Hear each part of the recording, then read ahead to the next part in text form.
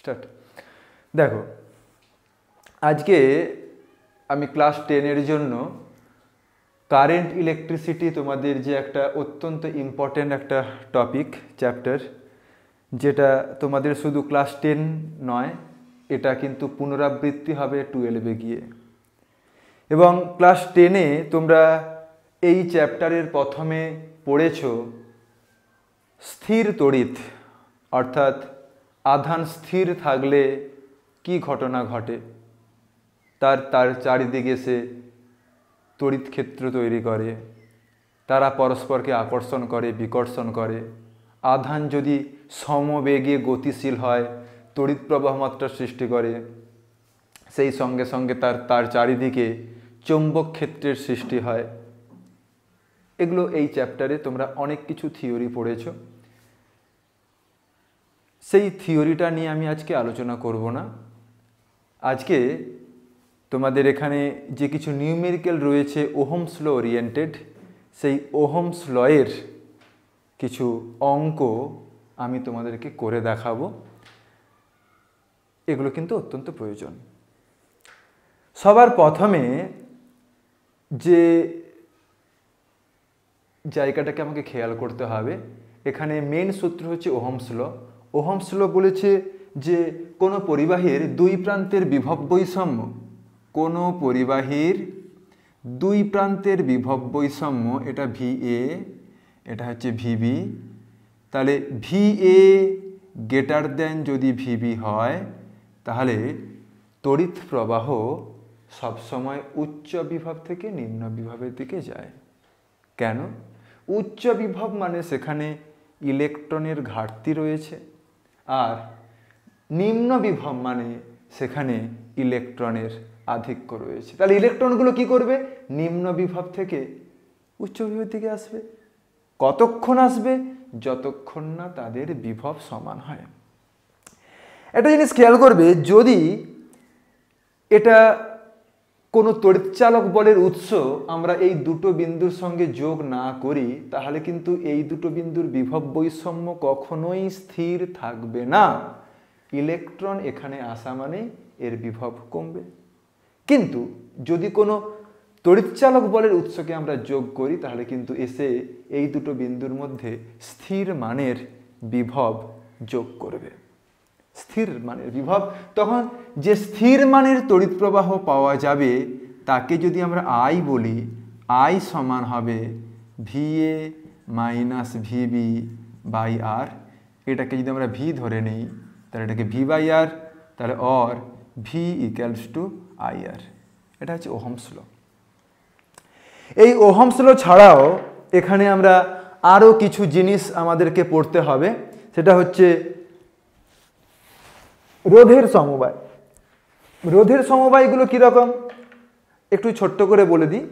যে রোধের সমবায় আমরা দেখেছি এখানে দু রকম সমবায় হয়, একটা শ্রেণী সমবায়, একটাকে আমরা বলছি শ্রেণী সমবায়।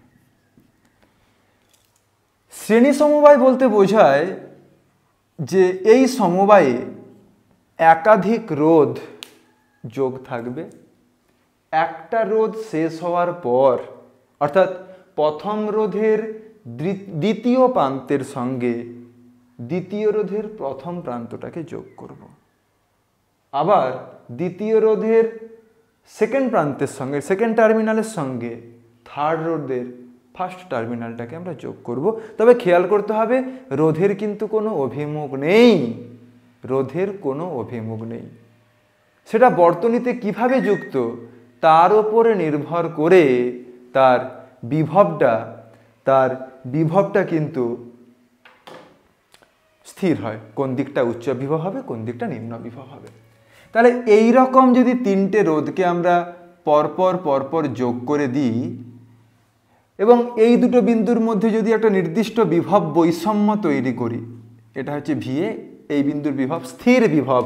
বারবার ব্যাপারটা খেয়াল করতে বলছি যে এই পয়েন্টের ভোল্টেজটা কিন্তু কনস্ট্যান্ট থাকবে, এখানেও ভোল্টেজটা কনস্ট্যান্ট, তবেই কিন্তু প্রবাহ মাত্রাটা এখানে স্থির থাকবে। যদি VA মাইনাস VB এটা যদি কনস্ট্যান্ট হয় তবেই কিন্তু আইটা কনস্ট্যান্ট হবে। আর এই কনস্ট্যান্ট বিভব রাখার জন্য কোনো বাইরের থেকে একটা ইএমএফ সোর্স অর্থাৎ তড়িৎচালক বলের উৎসকে যোগ করা প্রয়োজন। ওকে, তাহলে এই রকম সমবায়ের ক্ষেত্রে এই তিনটে রোধের পরিবর্তে আমরা একটাই রোধ ব্যবহার করতে পারি, যেটাকে আমরা বলছি শ্রেণী সমবায়ে তুল্য রোধ। এবং এক্ষেত্রে এই বিন্দুর বিভব ভিএ এবং এক্ষেত্রে এই বিন্দুর বিভব ভিবি, সেটার কিন্তু কোনো পরিবর্তন হবে না। এবং এই অবস্থায় প্রবাহ মাত্রা যদি আই হয় তাহলে আমরা বলতে পারি যে আই ইকুয়ালস টু এখানে VA minus VB by RS. তাহলে এই যে আরএসটা, এই আরএসটা হচ্ছে এই তিনটি রোধের পরিবর্তে একটাই রোধ, যাকে আমরা তুল্য রোধ বলি, আমরা জানি। তাহলে R S equals to R1 plus R2 plus R3, এটা হচ্ছে শ্রেণী সমবায়ে তুল্য রোধ। তার মানে শ্রেণী সমবায়ের বৈশিষ্ট্য হলো যে বর্তনীতে প্রতিটি রোধের মধ্য দিয়ে প্রবাহ মাত্রাটা সমান হবে এবং রোধগুলো পরপর যোগ থাকবে, অর্থাৎ একটা রোধ শেষ হলে তবেই তার পরের রোধটা স্টার্ট করবে। কি বোঝা গেল? অর্থাৎ এই রকম সমবায়কেই আমরা বলবো শ্রেণী সমবায়। আরেকটা সমবায় হয়, সেটা হচ্ছে সমান্তরাল সমবায়।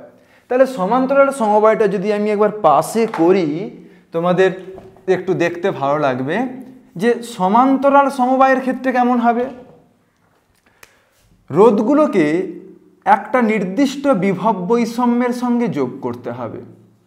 রোধগুলোকে একটা নির্দিষ্ট বিভব বৈষম্যের সঙ্গে যোগ করতে হবে, অর্থাৎ এই বিন্দুর বিভব ভিএ, এই বিন্দুর বিভব ভিবি, তাহলে ভিএ গ্রেটার দেন ভিবি। তাহলে এই যে মূল যে প্রবাহ মাত্রাটা, সেটা কিন্তু ভাগ হয়ে গেল। এটা যদি R1 রোধ হয়, এটা যদি R2 রোধ হয়, এটা যদি R3 রোধ হয়, তাহলে এখানে ধরো চলে গেল I1, এখানে I2, এখানে ধরো I3। তাহলে আমরা কিন্তু খুব সহজেই প্রমাণ করতে পারি বর্তনীর মূল প্রবাহ মাত্রা I তিনটি প্রবাহ মাত্রার সমষ্টির সঙ্গে সমান হবে।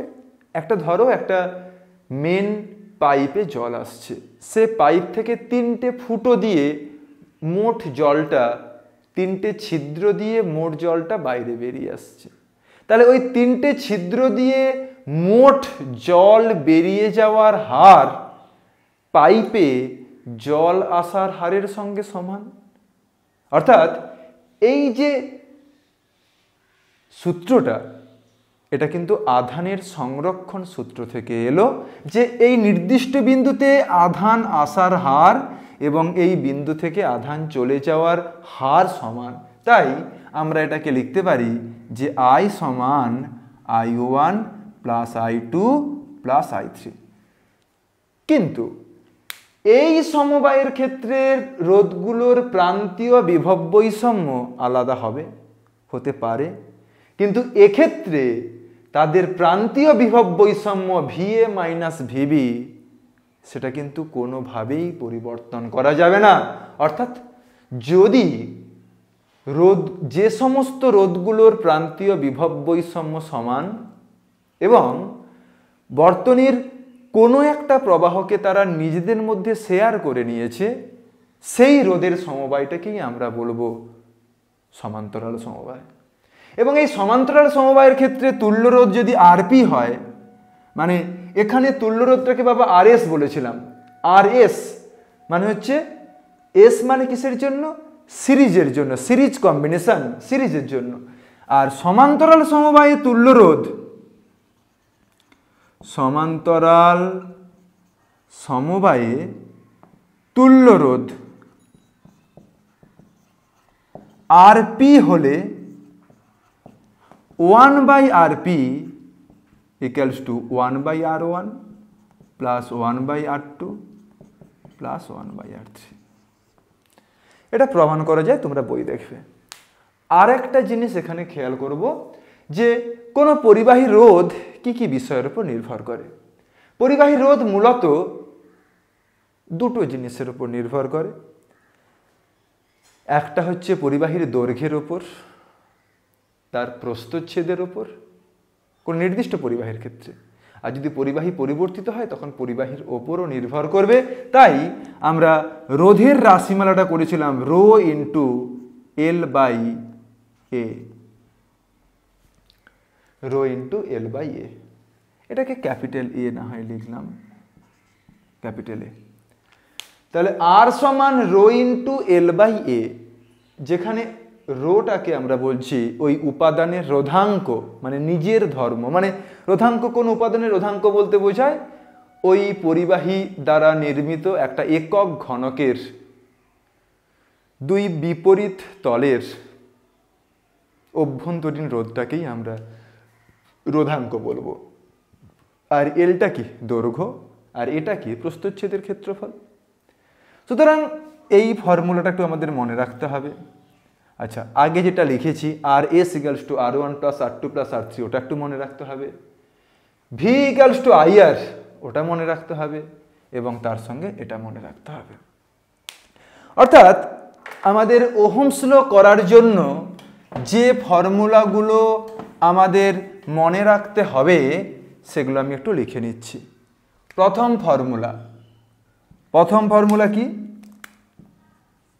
V equals to I R. দ্বিতীয় ফর্মুলা শ্রেণী সমবায়ে তুল্য রোধের formula R S equals to R one plus R two plus R three. 3 নম্বর ফর্মুলা সমান্তরাল সমবায়ে তুল্য রোধ আর পি হলে 1/rp equals two 1/r1 plus 1/r2 plus 1/r3, যদি আরও থাকে plus dot dot dot dot. আর 4 নম্বর কোনো পরিবাহীর রোধ আর সমান rho into L by A. আমাদের এই 4টে ফর্মুলা ভালো করে একটু নোট ডাউন করে নাও।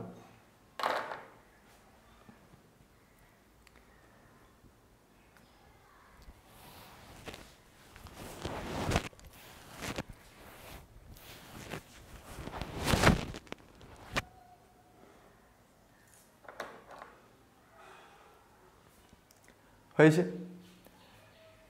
এইবার দেখো, আমি প্রথম নিউমেরিক্যালে চলে আসছি।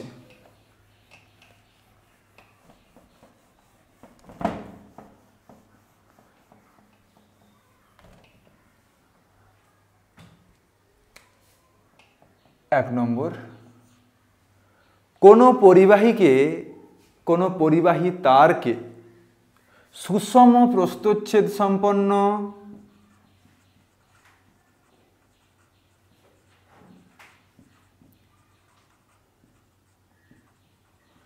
কোনো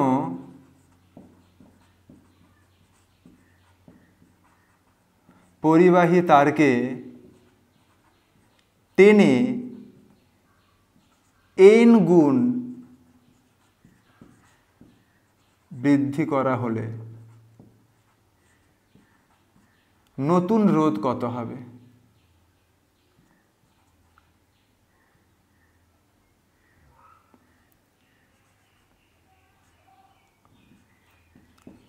আর রোধ বিশিষ্ট, এটা যোগ করলাম, আর রোধ বিশিষ্ট সুষম প্রস্থচ্ছেদ সম্পন্ন কোনো পরিবাহী তারকে টেনে n গুণ বৃদ্ধি করা হলে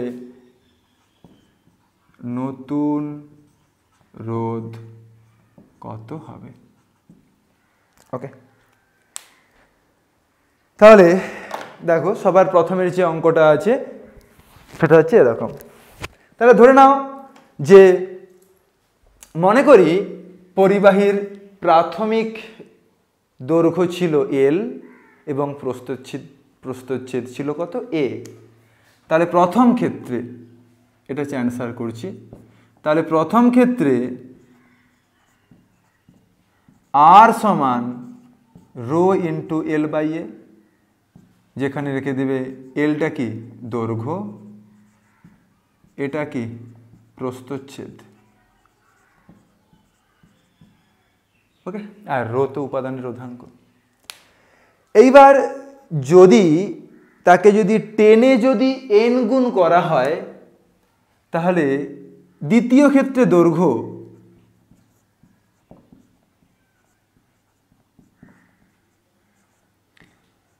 l ডট সমান nl, প্রথম ক্ষেত্রের n গুণ করেছ।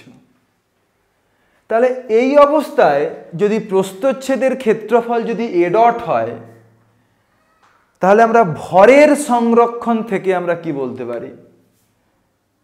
ভরের সংরক্ষণ সূত্রানুযায়ী অ্যাকচুয়ালি দেখো কোনো পরিবাহী তারকে তুমি যদি টেনে যদি দৈর্ঘ্য বাড়াও ভরের কি কোনো পরিবর্তন হবে? নিশ্চয়ই হবে না। তাহলে ভরের সংরক্ষণ সূত্রানুযায়ী আমরা কি বলতে পারি? L dot A dot into D সমান এল এ ইন্টু ডি। ডিটা কি? উপাদানের ঘনত্ব। উপাদানের ঘনত্ব।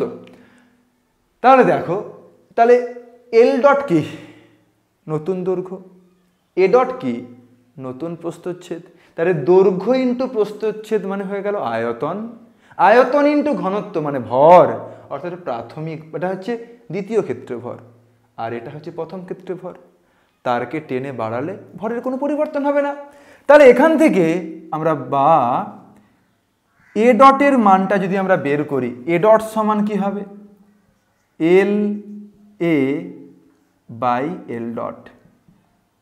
তাহলে এল এ বাই এন এল, তার মানে এ বাই এন। তাহলে আমার দ্বিতীয় ক্ষেত্রে এন গুণ টেনে বাড়ালে তার দৈর্ঘ্য হবে এনএল আর প্রস্থচ্ছেদ হলো এ ডট সমান এ বাই এন। তাহলে নতুন রোধ কত হবে? তাহলে অতএব দ্বিতীয় ক্ষেত্রে রোধ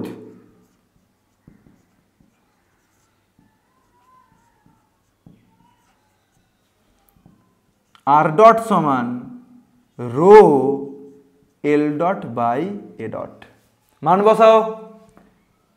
rho n L by A by n, n square rho L by A সমান এন স্কোয়ার আর।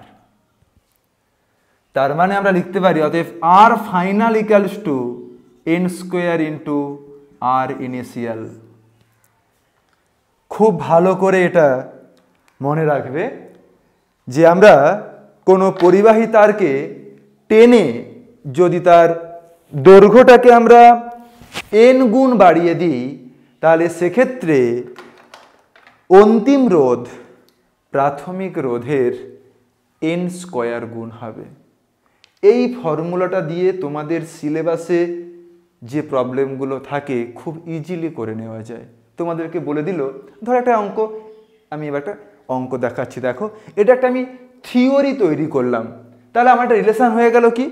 আমার একটা রিলেশন আমি এখানে একটা মনে রাখবো যে R final equals to n square into R initial, যেখানে এনটা হচ্ছে কত গুণ তার আমরা দৈর্ঘ্য বৃদ্ধি করেছি। যেমন তোমাদেরকে এবার একটা আমি হোমওয়ার্ক দিচ্ছি, তোমরা একটুখানি লিখে নাও। কোনো পরিবাহী তারকে টেনে তার দৈর্ঘ্যের 20% যদি বৃদ্ধি করা হয়, কোনো পরিবাহী তার প্রাথমিক দৈর্ঘ্য ছিল 5 ওহম, তার লেন্থটাকে টেনে 20% বাড়ানো হলো, তাহলে তার এখন রোধ কত হবে, অর্থাৎ পরিবর্তিত রোধ কত হবে? এর অ্যান্সারটা হবে 7.2। একটুখানি তোমরা নিজেরা চেক করে নেবে। আমি আরেকটা জিনিস করাচ্ছি, তোমাদের ভালো লাগবে। দেখো, ধরো কোনো বললো যে একটা প্রশ্ন দিল, তোমাদের কমন একটা প্রবলেম কোশ্চেন ব্যাংকে প্রচুর পেজে আছে। কোনো পরিবাহী তারকে টেনে আমরা তার দৈর্ঘ্যটাকে দ্বিগুণ করলাম, করে তাকে কেটে হাফ করে দিলাম।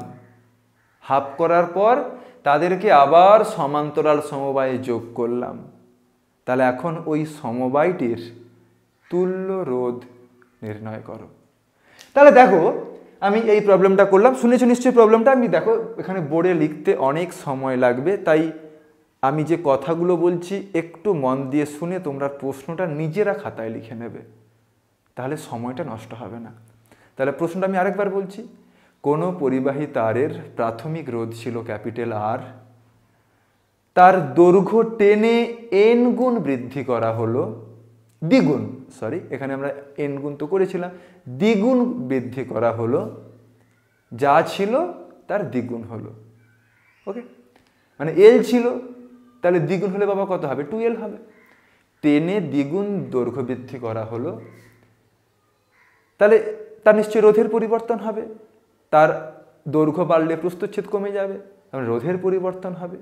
তাহলে ওই যে এখন যে রোধটা তৈরি হলো, ওকে কেটে দুটুকরো করে দাও, দুটুকরো করে তাকে সমান্তরাল সমবায়ে যোগ করো। তাহলে এখন ওই সমবায়টির তুল্য রোধ কত? তাহলে দেখো আমরা এই ফর্মুলাটা ইউজ করছি। দেখো তাহলে আমার এক্ষেত্রে আরআই কত হবে? আর এফ ক্যালকুলেট করতে হবে, আর এনটা কত? দ্বিগুণ। তাহলে এনটা যদি দ্বিগুণ হয় বাবা, তাহলে R final equals to n square into R I. তাহলে এন এর মান কত? 2 ইন্টু এটা মানে 4R, তার মানে হয়ে গেল 4R। তাহলে আমরা এখন যে রোধটা ছিল আর, সেটা এখন হয়ে গেল কত? 4R। তাকে কেটে টুকরো টুকরো করলে তার মানে এটা হয়ে গেল 2R, এদিকে হাফটা হয়ে গেল আমার 2R। এদেরকে আবার সমান্তরাল সমবায়ে যোগ করছো,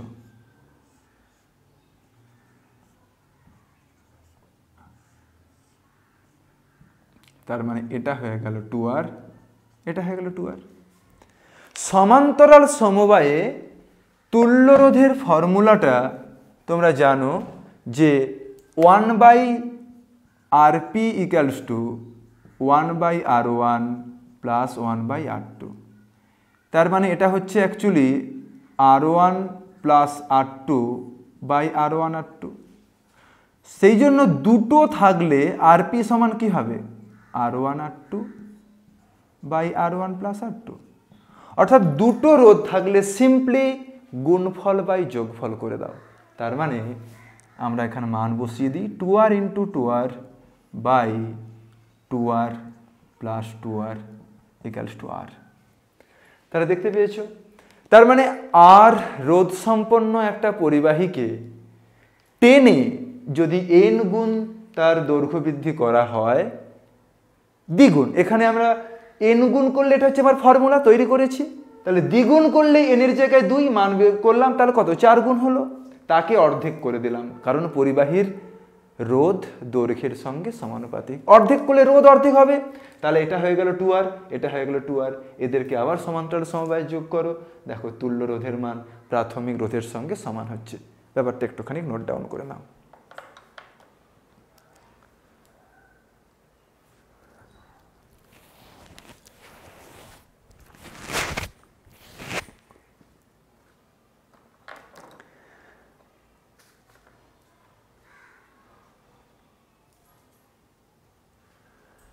এইবার তোমাদেরকে একটা অঙ্ক করাবো।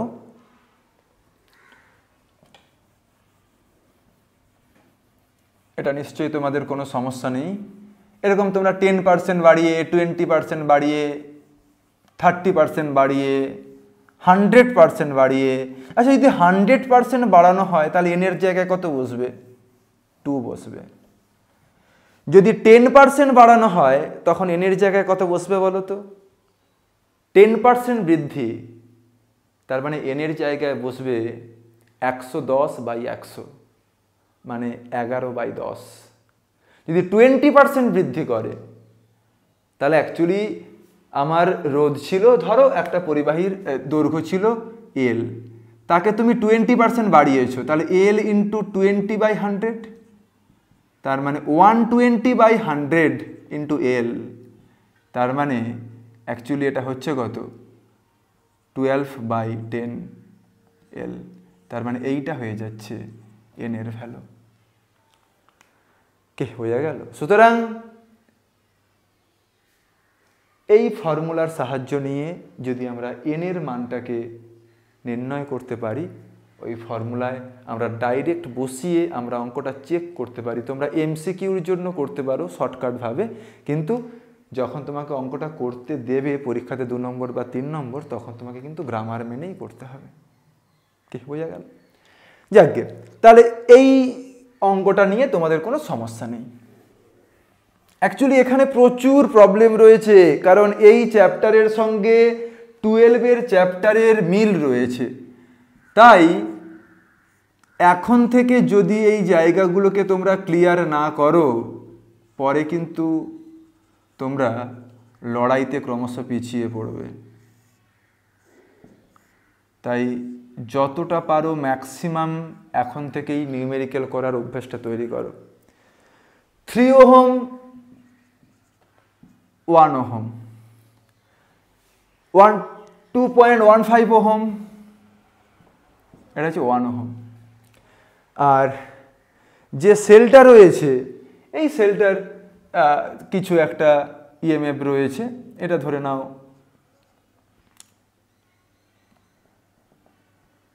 2 ভোল্ট তড়িৎচালক বল, ক্যাপিটাল ই এর মানটা হচ্ছে 2 ভোল্ট।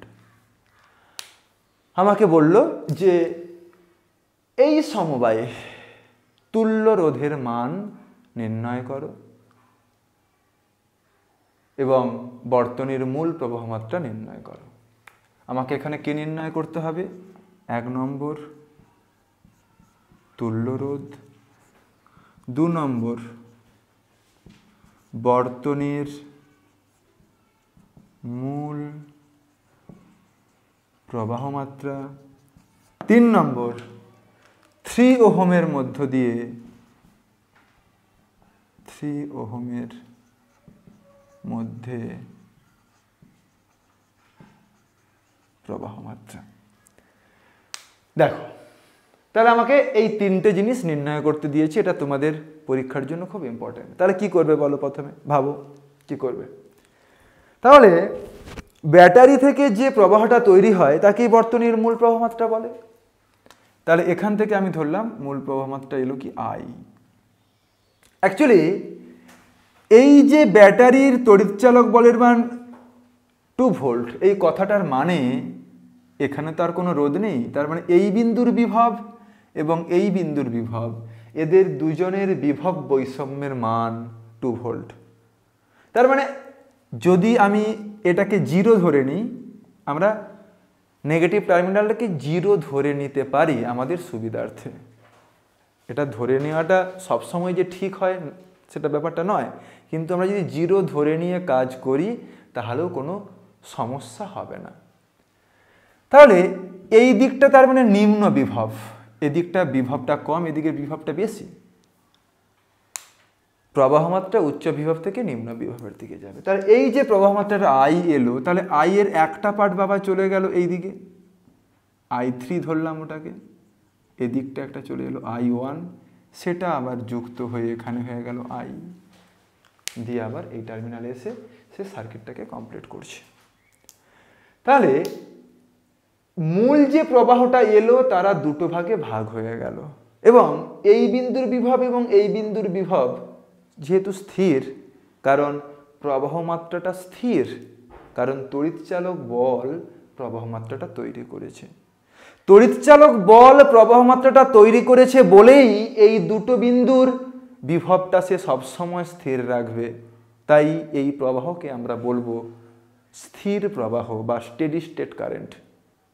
ওকে, তাহলে যেহেতু বিভব বৈষম্যগুলো প্রতিটা বিন্দুর স্থির, তাই এই রোধ এবং এই রোধের বিভব বৈষম্য একই হবে, তাই এরা থাকবে সমান্তরাল সমবায়ে। এদের দুজনের যে তুল্য রোধ, আচ্ছা সেটা পরে হবে। তাহলে যদি আমরা তুল্য রোধটা নির্ণয় করি তাহলে এই দুটো রোধের পরিবর্তে আমরা একটা রোধ নির্ণয় করতে 0.15 ওহম এবং 1 ওহমের সঙ্গে থাকবে শ্রেণী সমবায়। তাহলে আমরা পরপর পরপর সমান্তরাল সমবায় আর শ্রেণী সমবায়ের ফর্মুলাগুলো ব্যবহার করছি। দেখো একটু ভালোভাবে ভাবো, তাহলে বর্তনীর তুল্য রোধ আর ইকুইভ্যালেন্ট তুল্য রোধ আমরা ডাইরেক্ট লিখছি কিভাবে, দেখো আমরা বললাম যে দুটো রোধ যদি থাকে একসঙ্গে গুণফল বাই যোগফল আকারে লেখা যায়, অর্থাৎ 1 × 3/1 + 3 প্লাস 2.15 প্লাস 1। তাহলে বাবা এটা কত হচ্ছে 3/4, তাহলে 3/4 প্লাস 2.15 প্লাস 1 ওহম, তার মানে এটা হয়ে গেল 0.7534 ওহম। তাহলে যদি 4 ওহম হয় এটা কত 2 ভোল্ট। তাহলে বর্তনীর মূল প্রবাহ মাত্রা কত হবে, তাহলে অ্যাকচুয়ালি মূল প্রবাহ মাত্রা I = E/R ইকুইভ্যালেন্ট = 2/4 = 0.5 অ্যাম্পিয়ার। তাহলে বর্তনীর মূল প্রবাহ মাত্রা যদি 2.5 অ্যাম্পিয়ার হয় তাহলে মূল প্রবাহ মাত্রা কত হলো 0.5 অ্যাম্পিয়ার। তাহলে এই 0.5 অ্যাম্পিয়ার এখান দিয়েও যাবে, এখান দিয়েও যাবে, এখান দিয়ে যাবে। তার মানে যদি আমাকে বলে যে 2.15 ওহমের মধ্য দিয়ে প্রবাহ মাত্রার মান কত, যদি আমরা এখানে একটা অ্যামিটার রাখতাম, যদি আমরা এখানে একটা অ্যামিটার রাখতাম একটা আদর্শ অ্যামিটারের অভ্যন্তরীণ রোধ কত হয় 0 হয়। তাহলে সেই অ্যামিটারটা পরিমাপ করবে কত 0.5 অ্যাম্পিয়ার, যেটা 1 ওহমের মধ্য দিয়ে প্রবাহ মাত্রা এবং 2.15 এর মধ্য দিয়েও প্রবাহ মাত্রা। কিন্তু যদি আমাকে বলে যে 3 ওহমে কত হবে, এইটা একটু মনে রাখতে হবে আমাদের। দুটো রোধ যদি থাকে তাহলে সেক্ষেত্রে প্রবাহ মাত্রাটা হবে I3 সমান, মনে রাখবে, উল্টো রোধ বাই মোট রোধ। উল্টো রোধ কত 3, এখানে 3 ওহমের সঙ্গে উল্টো টার্মিনালে কে আছে 1 ওহম, তার মানে 1/1 + 3 উল্টো রোধ বাই মোট রোধ ইন্টু মূল প্রবাহ মাত্রা, তার মানে 1/4 × 0.5। তার মানে 0.5কে যদি আমরা 4 দিয়ে ভাগ মারি তার মানে 0.5 ভাজিত করি, তার মানে এটা হয়ে যাচ্ছে, এটা অ্যাম্পিয়ার, তার মানে 0.125 অ্যাম্পিয়ার। কে তোমরা বুঝতে পেরেছ? তাহলে দেখো তোমাদের মোটামুটি আজকে আমি কারেন্ট ইলেকট্রিসিটির একটুখানি শুরু করেছি, একটু একটু করে তোমরা শেখো। আরও কিছু জিনিস আছে, আমি একটা দুটো জাস্ট দিয়ে রাখছি তোমাদের মজার জন্য, তোমরা একটুখানি ভেবে রাখবে। দেখি আমি এর পরের ক্লাসে এই চ্যাপ্টারের আরও কিছু অঙ্ক দেখাবো তোমাদেরকে, একটা দুটো অঙ্ক আমি দিয়ে রাখছি। তোমাদেরকে যদি এরকম একটা বর্তনী দেয়,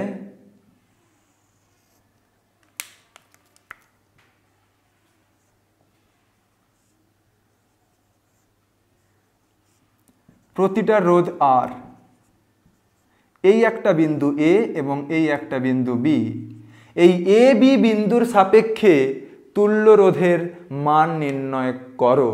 কত মান নির্ণয় হবে সেটা একটা নির্ণয় করে রাখবে। আরেকটা যদি তোমাদেরকে একটা অঙ্ক দিল,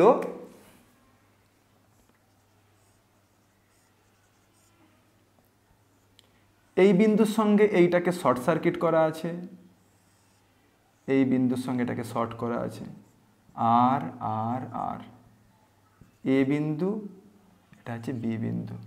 এই এ বি বিন্দুর সাপেক্ষে তুল্য রোধের মান কত ভালো করে তোমরা একটুখানি নিজেরা চেষ্টা করবে।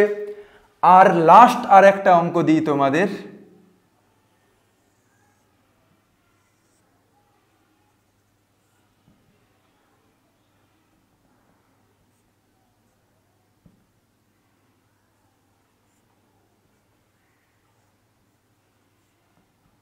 এটা হচ্ছে 10 ওহম, এটা হচ্ছে 10 ওহম, এটা হচ্ছে 10 ওহম, এটা 5 ওহম, এটা হচ্ছে 2 ভোল্ট। এই বর্তনীতে তুল্যরোধের মান নির্ণয় করো ও বর্তনীর মূল প্রবাহমাত্রা নির্ণয় করো। এই জিনিসগুলো তোমরা একটুখানি করবে। শুধু তাই নয়, তোমাদের এই চ্যাপ্টারে আরও অনেক কিছু শেখার আছে। আজকে এখানে শেষ করলাম। এর পরের অংশটা আমি খুব দ্রুত তোমাদের পরবর্তী ভিডিওতে দেবো। তোমরা এগুলোকে ভালো করে রেডি করো। এর পরের ভিডিওতে আরও জিনিসগুলোকে আমি ক্লিয়ার করব। ওকে, ঠিক আছে।